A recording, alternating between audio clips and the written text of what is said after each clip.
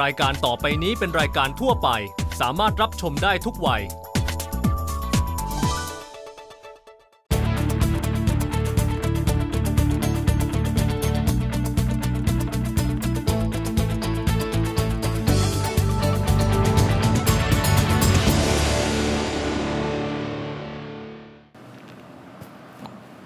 สวัสดีค่ะมองเรามองโลกวันนี้มีบทสัมภาษณ์พิเศษดร. โมฮัมเหม็ด เอลบาราไดเป็นชาวอียิปต์นะคะชื่อนี้อาจจะคุ้นหูเพราะว่าก่อนหน้านี้เขาเป็นผู้อำนวยการสำนักงานพลังงานปรมาณูระหว่างประเทศหรือว่า IAEA ค่ะและ IAEA พร้อมด้วยดร. เอลบาราได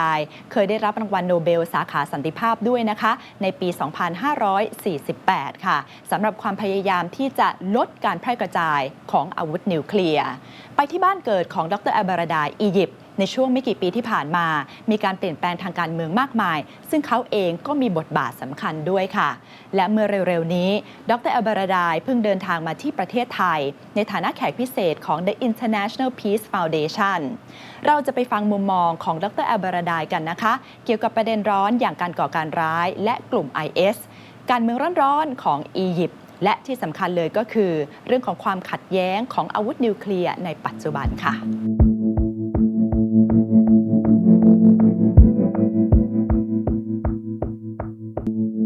ดร. โมฮัมเหม็ด เอลบาราไดปัจจุบันอายุ 73 ปี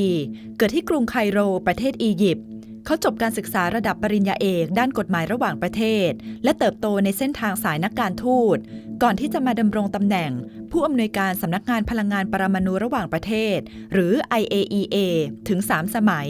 ตั้งแต่ปี 2540 ถึงปี 2552 หลังจากหมดวาระที่ IAEAในปี 2553 เขาเดินทางกลับมาที่ประเทศอียิปต์เพื่อร่วมต่อต้านระบอบเผด็จการมูบารักรวมถึงร่วมต่อต้านประธานาธิบดีโมฮัมเหม็ด มอร์ซีที่ขึ้นมาแทนอดีตประธานาธิบดีมูบารักซึ่งสุดท้ายประธานาธิบดีมอร์ซีต้องลงจากตำแหน่งในที่สุดแม้จะหันมาเคลื่อนไหวทางการเมืองแต่ปัจจุบันดร. โมฮัมเหม็ด เอลบาราไดยังคงดำรงตำแหน่งผู้อำนวยการเกียรติคุณของ IAEA และเดินทางไปบรรยายในหลายประเทศทั่วโลก Dr. Elbaradei, is the world becoming a much more dangerous place today with IS compared to Al-Qaeda before? I think we're getting more of these extremist groups, that are becoming more powerful and more sophisticated.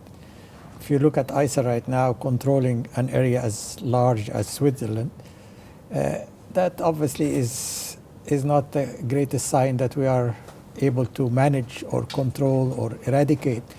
extremism/terrorism. That is there. But that's just one symptom. I mean, when you again have situation in Ukraine and you have war in Europe, I mean, that is also not the greatest sign. So the world is not getting any safer, as I said, or any peaceful. We still have a lot of issues, and we better start take a serious look at why this is happening and not just deal with the symptoms, but try to address the causes. Why do we have something like ISIL? What led to this situation, to that you will get such a large group supported by many people from around the world. That is the writing on the wall that we need to change our policies, in my view. IS does not only pertain to the Middle East or to Iraq and Syria, but they're able to attract young men all over the world, even in European countries as well, or in Australia as well. What does this mean? Well, I think, again, it means that these people who are coming from European countries, for example, or from around the world, that people have been disenfranchised, has not been integrated into society. They feel that they are like riffraff, and they are angry. Again, anger, is not only limited to the Middle East. Is again what we have seen in Charlie Hebdo, for example. I mean, again, it shed light on a lot of people, from Maghreb, origin, who have been, who have not been integrated into society, who are jobless, who do not feel they really have a sense of belonging, and I think they see this as a way to express their anger. Is more airstrikes the answer? Airstrike is an answer short term. and temporary solution. But a political change of the economic, socio-political change of environment is a long-term solution. I mean, otherwise you'll get another ISIL by a different name. Unless you change the economic and political situation of people who feel that they don't need to go into become extremists. I mean, because we are not born extremists. I still believe so. I mean, we still, if you create the environment, proper environment, people tend to be peaceful, tend to follow the law, but they need to feel that they have a sense of identity, and all these people lost their identity, and I guess they're finding an identity in being part of this extremist group. เมื่อเดือนมกราคมที่ผ่านมาเกิดเหตุก่อการร้ายสะเทือนขวัญด้วยการบุกเข้ายิงสำนักงานนิตยสารรายสัปดาห์แนวเสียดสีชาลีเอบโดที่กรุงปารีสประเทศฝรั่งเศสทำให้มีผู้เสียชีวิต 12 คน การโจมตีครั้งนี้เกิดขึ้นจากการที่ผู้ก่อการร้ายโกรธแค้นที่ชาลีเอบโดมักตีพิมพ์ภาพการ์ตูนล้อเลียนพระศาสดามูฮัมหมัดของศาสนาอิสลาม Do you think there should be a line drawn for freedom of expression, especially on religious issues? Well, I think it has to be some sort of self-restraint. I mean, you don't need to express your freedom of expression to insult, and a person freedom of religion. I think Barack Obama the other day said it nicely by saying, by trying to do that, you defeat both rights. If you try to emphasize the right for free expression by insulting somebody else's religion,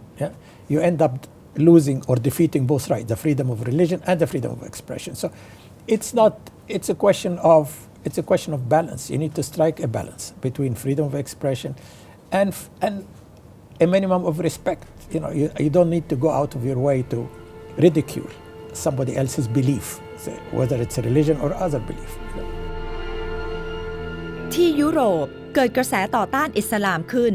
มีการรวมตัวกันเดินขบวนประท้วงเริ่มต้นที่ประเทศเยอรมนีนำโดยกลุ่มที่ชื่อว่าเพกิดาโดยกลุ่มนี้ต้องการให้มีนโยบายการรับคนอพยพชาวมุสลิมที่เข้มงวดมากขึ้นเพราะกลัวว่ากระแสอิสลามจะมาครอบงำประเทศตะวันตกต่อมาการรวมตัวประท้วงแบบนี้ได้แพร่ไปยังประเทศอื่นๆในยุโรปด้วย On the broader picture, with cases like Charlie Hebdo and protests in Germany and in other European countries, the anti-Islam protests, is this the beginning of a clash of civilization somehow? I don't think it's a clash of civilization. I think it's a clash of, it's a phenomenon of extremism. I mean, you get an extremist groups who call themselves, or carry the banner of Islam, and then you get another extremist group in Germany, this Pegida or whatever it's called, and again saying it has nothing to do with Islam. It has to do with dealing of extremism, and we have, as we discussed, we have to how to eradicate this, short term and long term. But also, I think we need in the Arab world, we need to have a religious reformation movement. Again, something like what happened with Christianity when Luther and in the 16th century, and you need to build a strong consensus, in the Muslim world about what Islam is really about and what Islam is not about. We need to de-Islamize Europe or whatever you call it. It has nothing to do with Islam. It has to do with again, it's socio-political, economic environment that led to an increase in extremism in the last few years.